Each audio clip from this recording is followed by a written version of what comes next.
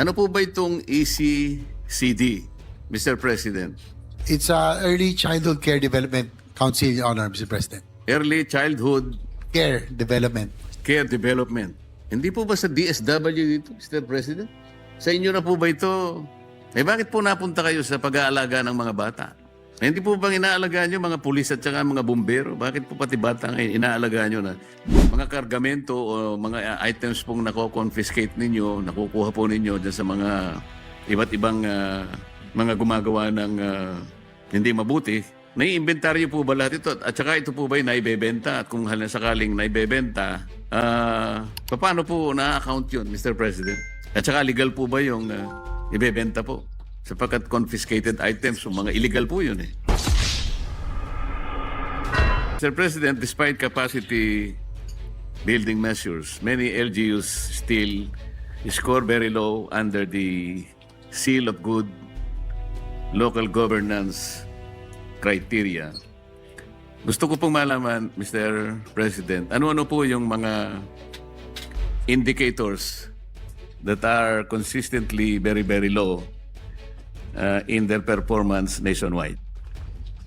Your Honor, Mr. President, ito po kasing SGLG has become complicated, no? Through the years. So the DILG decided to trim down ito pong nila, no? Clustering into three. Ito pong una yung fiscal management.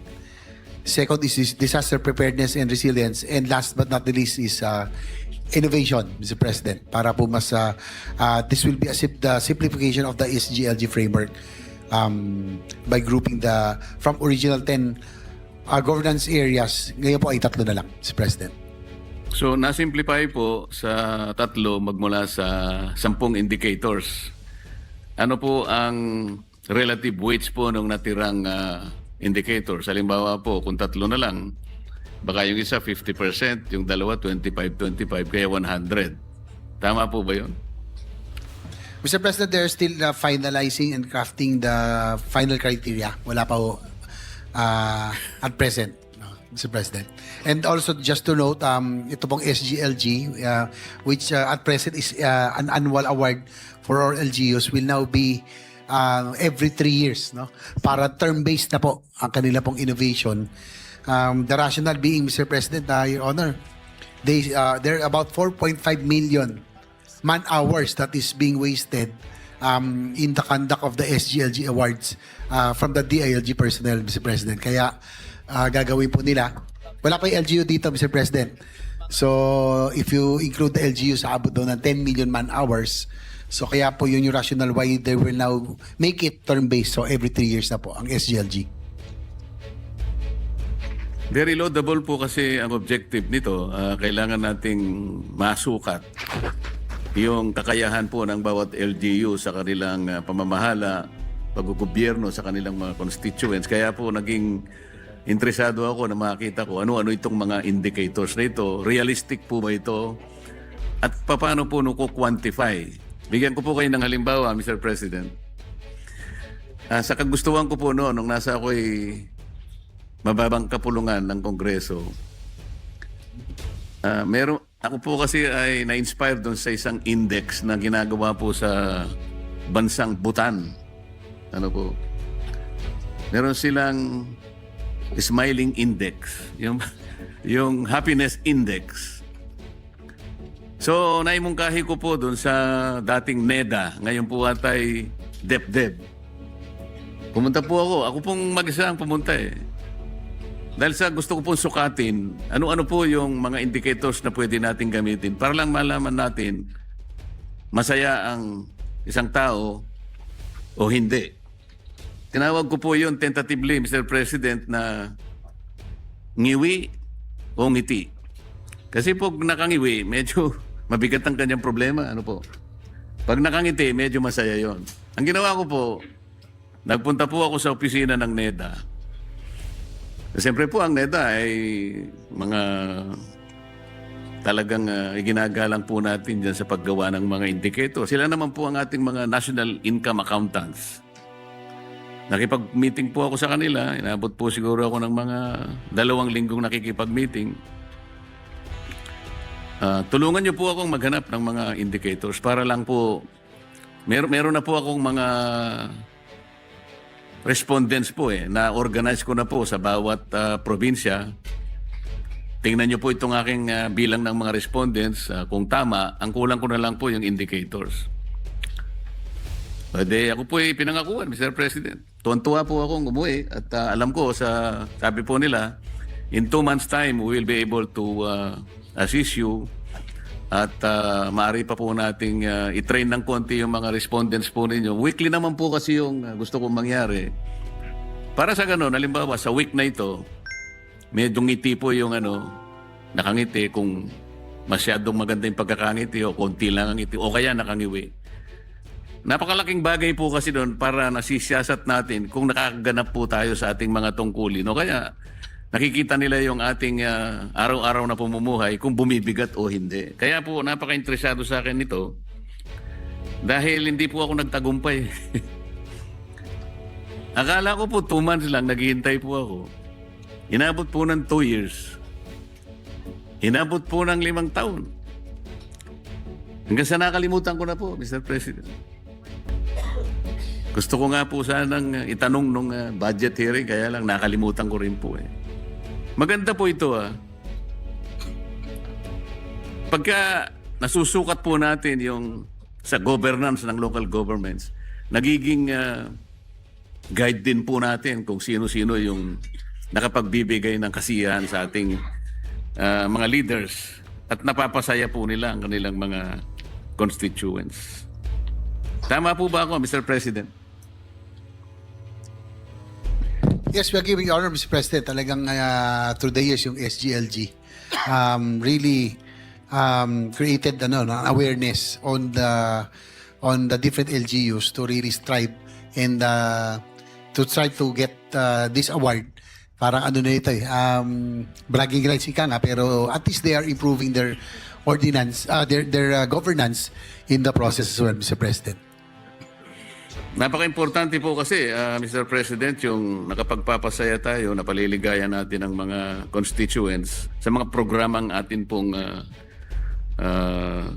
ginagawa.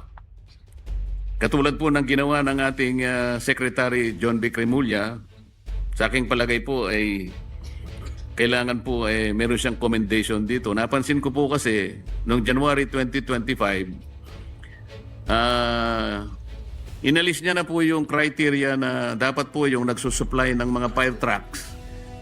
Meron na siyang parang record ba ng performance, 10 to 15 years na siya yung meron siyang record na ganun. Ibig sabihin, kung halimbawa po nakapag-supply lang kayo ng 1 year, 2 years, hindi kayo qualified. Kaya po sa loob ng halos 20 taon, napansin po niya na sa Bureau of Fire, 2 lang po ang suppliers, Mr. President. Parang na-concentrate sa 2 sapagkat maaaring ganun po ang mangyayari dahil sila na lang po ang nagsusupply. Pero nung alisin po ni Secretary John Bicyon, lumilitaw po yung mga sumunod na binili po nilang fire trucks, magmula po sa 15 million bawat isa, naging 8 million po. Sa Makatwid, nakatipid po sila ng 7 million sa bawat unit po ng fire trucks. Ito po isang bagay na kailangan pong mabigyan ng commendation ng ating mahal na Secretary. Congratulations, Secretary John B. Ano po ba itong ECCD, And Mr. President? I don't think that they will have that capability. It's Early Childhood Care Development Council, Your Honor, Mr. President. Early Childhood Care Development. Care Development. Hindi po ba sa DSW dito, Mr. President? Sa inyo na po ba ito? Bakit po napunta kayo sa pag-aalaga ng mga bata? Hindi po bang inaalagaan nyo mga pulis at saka mga bumbero? Bakit po pati bata ang inaalagaan nyo na? Baka po kayo Your Honor, Mr. President, tama po kayo. Dati po ay that was before under DSWD. But since most of the daycare centers are in the LGUs, barangay halls, no? May mga sa barangay halls. So it was transferred to the DILG supervision, Mr. President. Nakabuti po ito, Mr. President. Meron po tayong may bibigay na mga datos o pangyayari na mula po sa DSWD ay kayo na po ang kumupkup dito sa responsibilidad na ito, Mr. President. Your Honor, Mr. President, that remains to be seen as this will only be implemented this coming May 2026. Ang alam ko po itong ECCD, Mr. President, sa DepEd po ito. Co-chair po ang DILG and the DepEd, Mr. President. So sa mga tweet po sa pag-aalaga po ng dalawang ahensya, DepEd at DSWD, minabuti po nilang ibigay na lang po sa inyo, Mr. President. Tinanggap naman po ninyo ng buong puso, Mr. President. Your Honor, Mr. President, it will be DepEd, yes, DepEd and DILG, since it is stipulated now under the law, under an RA 12199. So, co-chair po talaga ang DILG and DepEd tungkol po sa ECCD, Mr. President. Mr. President, meron pong special provision ngayon doon sa reimbursement ng expenses na kanilang ginasta sa anti-smuggling and economic subversion operations.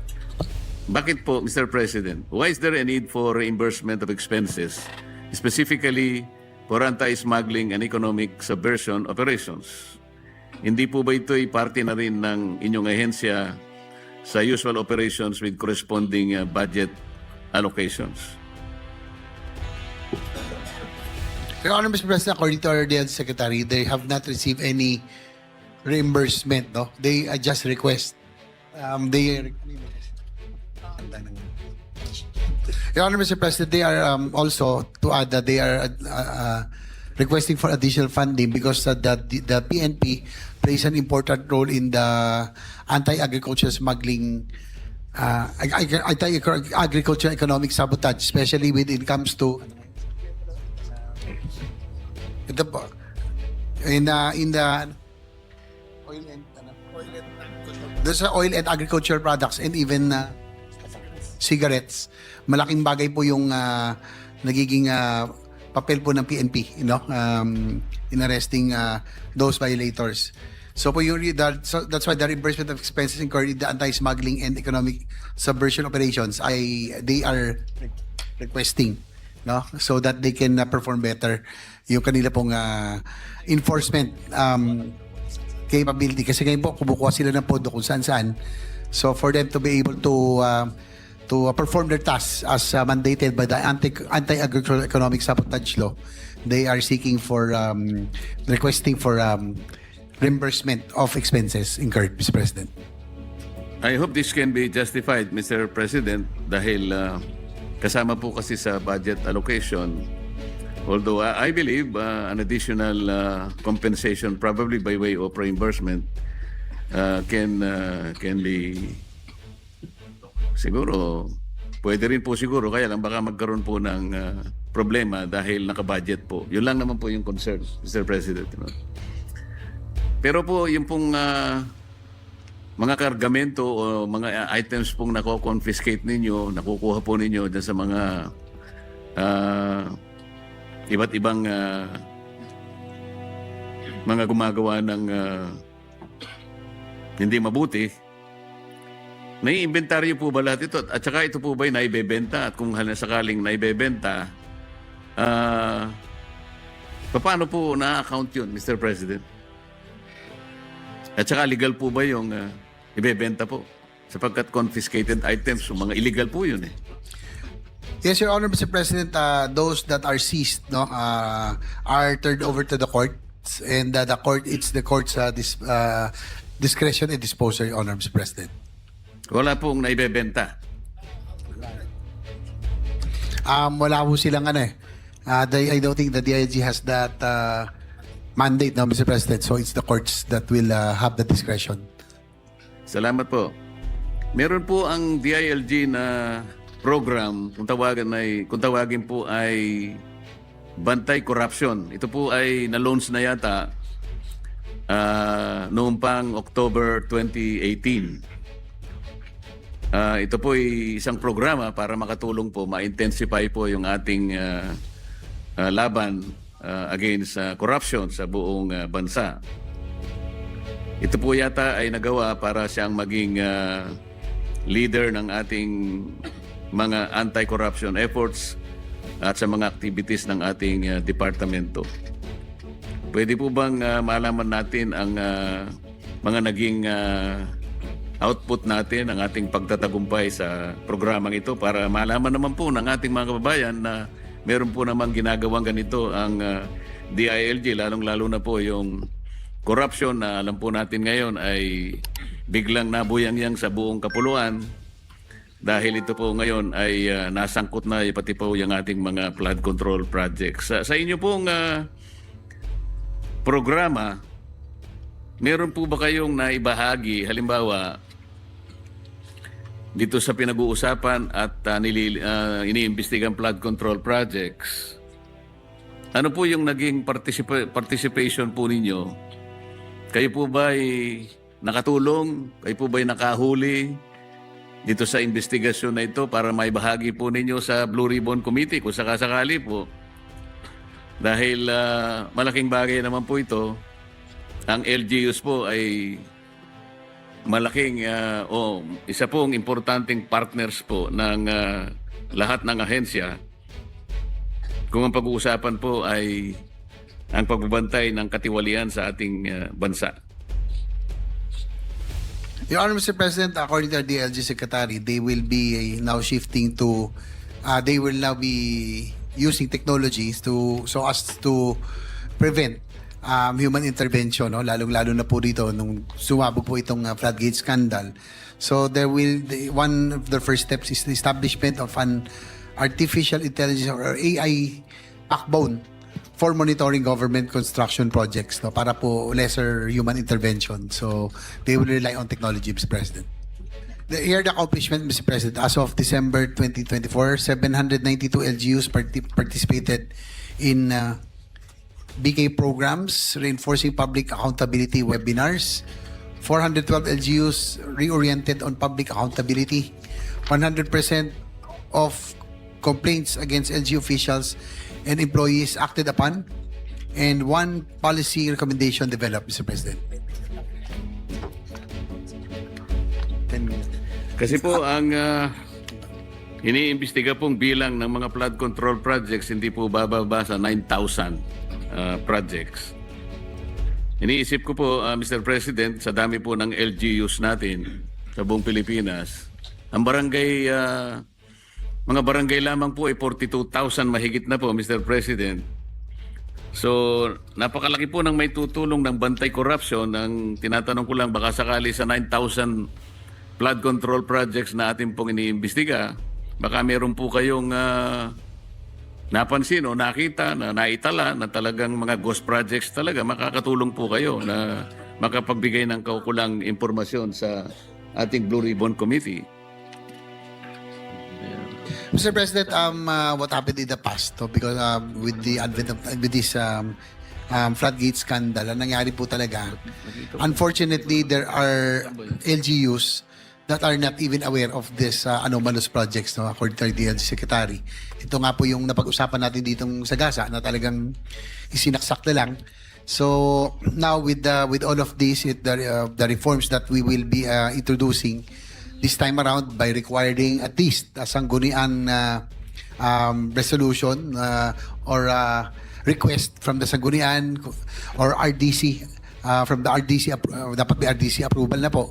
According to master plan, so that yung pong existence or having anomalous projects will be prevented, Your Honor, Mr. President. So we will be having a lot of safeguards, no, as a result of this floodgate scandal, Your Honor, Mr. President. Pero ang ano po ng DLG is really to turn to technology this time again so as not to depend on human intervention para po maging AI driven.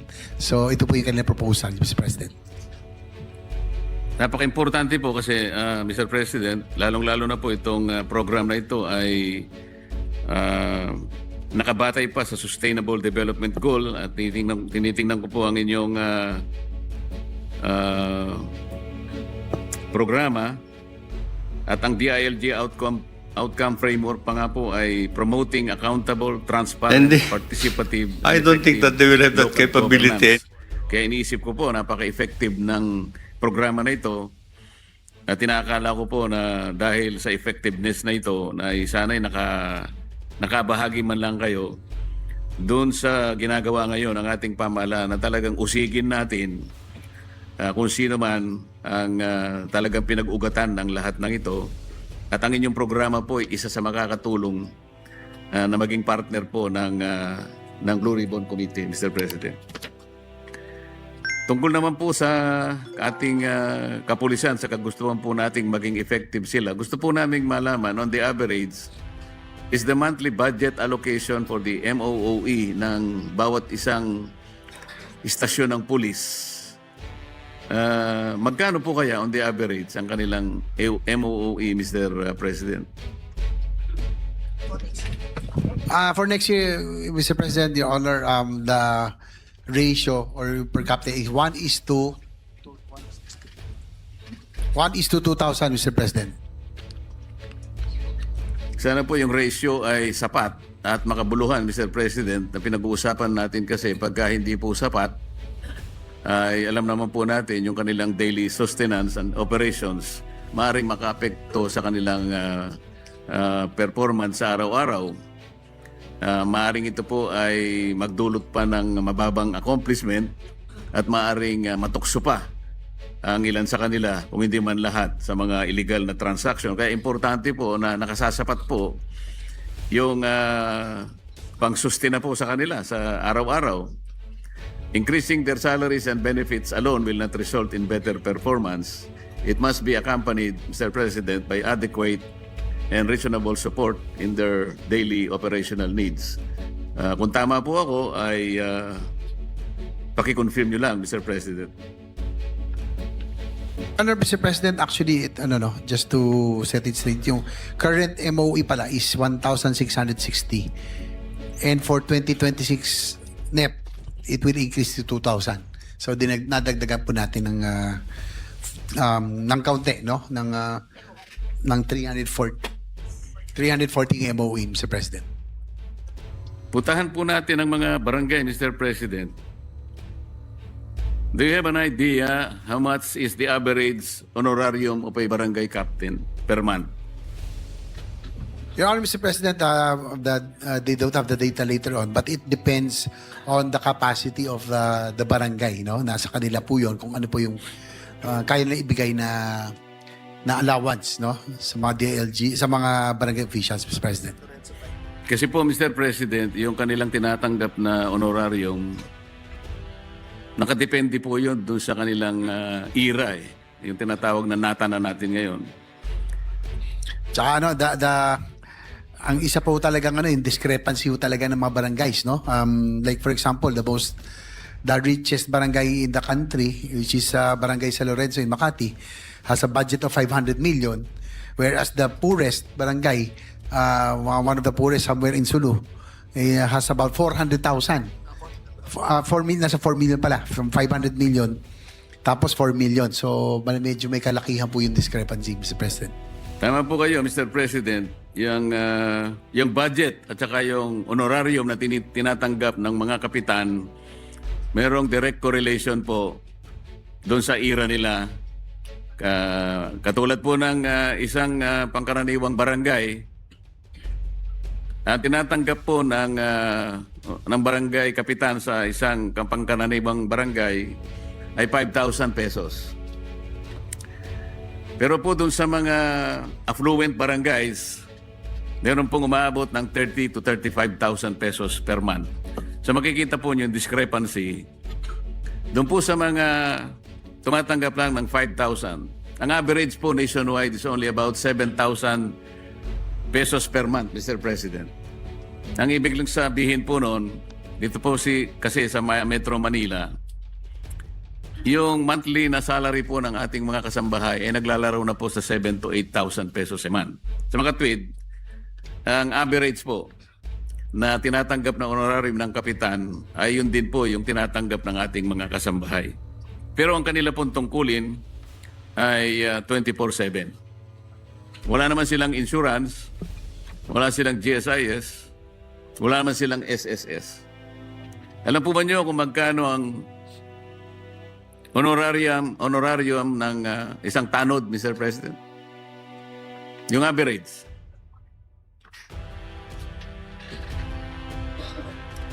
Your Honor, Mr. President, it also depends on the capacity of the barangay, Mr. President. Wala, 900 pesos po, Mr. President, ang average. Kasi po, pinagsikapan ko pong aralin ng konti yan. Nakapag-interview po ako ng halos 1,000 kapitan sa ating buong kapuluan nung ako po ay nasa House of Representatives. Ang average po is 900 pesos per month.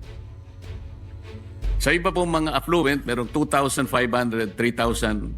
So ang discrepancy, ang disparity, talagang malaki po, Mr. President. Alam niyo rin po ba kung magkano ang tinatanggap na honorarium ng miyembro ng Lupon Tagapamayapa?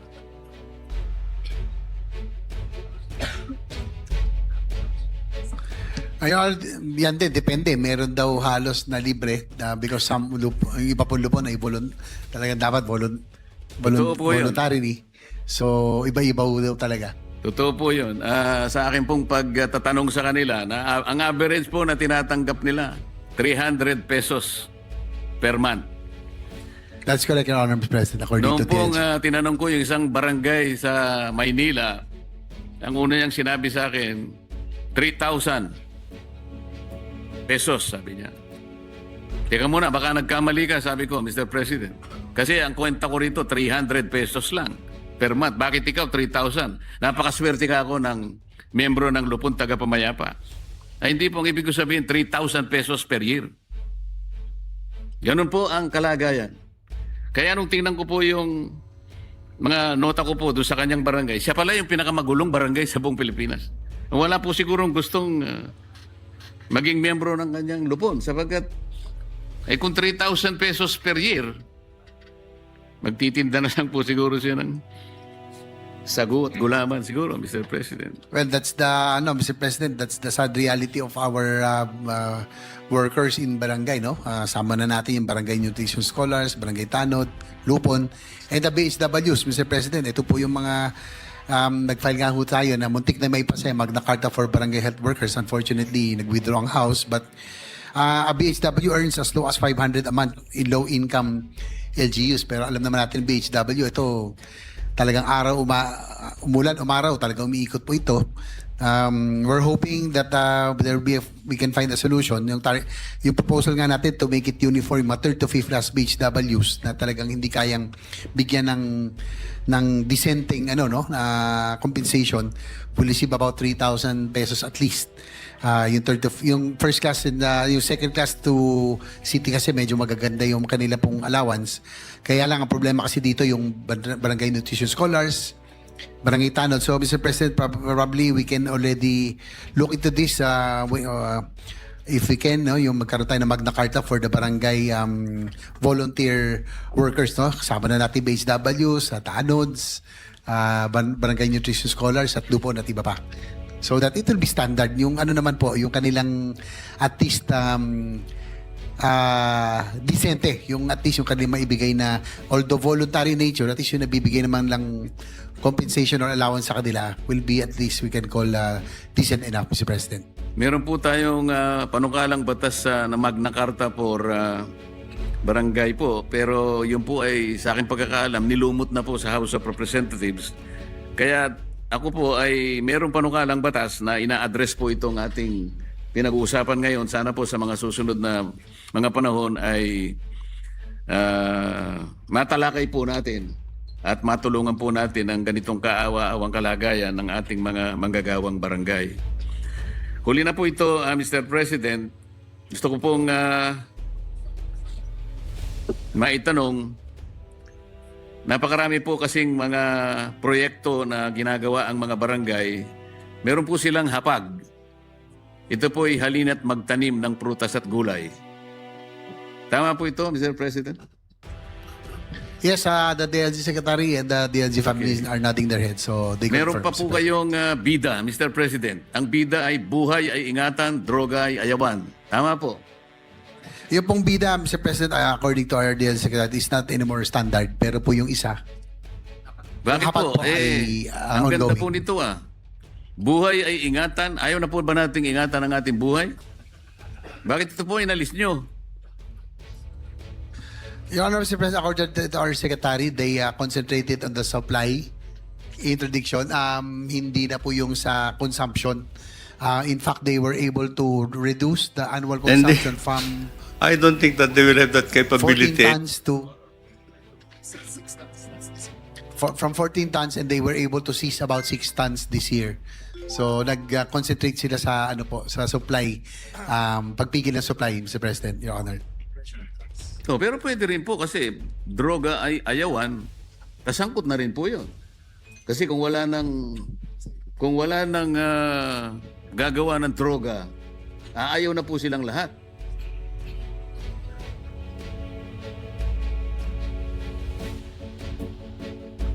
Your Honor, Mr. President, according to the LG Secretary, that yung slogan-based programs is not as effective as yung kanila pong strategy ngayon na talagang yung supply, ang supply po ang putulin. Yun po yung kanilang strategy ngayon, really to get to the kill, kumbaga prevent the further further proliferation of drugs by cutting the supplies off, Mr. President. So nung inalis po nyo yung bida, ano pong ipinalit nyo? Kontrabida. Meron pa po kasi kayong bukal Ang ibig sabihin, buhayin ang kalikasan. Meron pa po ito. That will be from the environment, Your Honor, Mr. President, sa Oo nga environment po, program. nandyan pa rin po. Yung daw po, yung wala na raw pinal sa bida, hindi na contra supply daw ho ang kanila. Talaga. Pwede rin kontrabida. So bukal, buhayin ang kalikasan. Buhay pa po ito. May mga barangays daw po na may gumagawa, Mr. President. Aba, kailangan po. Ito po, lahat po ito ay merong memorandum Alam ko po, pinagtibay po ito ng DILG. Meron pa po kayong kalinisan. Bukal is tree planting, Your Honor, Mr. President. Tree planting program sa mga barangays. Opo, alam ko po yun. Yung kalinisan, ano po ibig sabihin nun?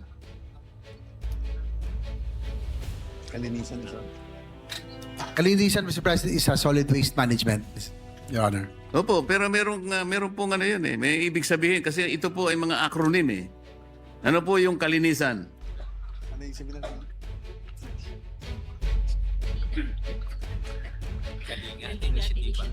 Ako po kasi sinusubaybayan ko yung mga programa ninyo Kalinga at inisyatiba para sa malinis na bayan. Yun po yung nakalagay Tama dito. po. Yan nga po ang kalinisan, Mr. Yung barko, ano po? Meron po kayong barko Barangay Road Clearing Operations, Mr. Ayan. President. Listo sikap. Disaster Risk Reduction Management, Mr. President. Ang layo naman. Listo sikap. Ang layo naman ang ibig sabihin. Hapag kay PBB. Alert. Ibig sabihin daw kasi alert yung pong listo. Ano po yung hapag katutubo? Alam po niyo, Mr. President, kaya ko po binanggit ito, mga importante pong mga programa na kung itataguyod po, lalo na po yung hapag. Yung hapag, halina't magtanim ng prutas at gulay. Mr. President, Mr. Chair, iimbitahan ko po kayo minsan sa aking bahay. Doon po sa paligid noon, makikita po nyo, meron po akong tanim Every 3 days or 4 days, nakaka-harvest po ako ng okra, ng talong, kamatis at konting sili. Totoo po ito, nagkamali lang po ako, dapat na nalitrato ko po para sa ganoon na ipakita ko sana sa inyo. Importante po lalo na ngayon na talagang hirap na hirap po tayo, napakaraming mga kababayan nating naghihirap. Kung maitaguyod lang natin yung programa na yun, kahit na yung hapag lang na yun muna, ang laki po ng maitutulong. 42,000 or more barangays in the country. Kalahati na lamang po doon siguro yung makapagtanim, maitaguyod yun. Ang laki pong maitutulong, contribution sa ating food sufficiency program, Mr. President? Yes, Your Honor, Mr. President, the DIG Secretary has committed that that this will be integrated, Your Honor, Mr. President. Talagang they will implement this very important program.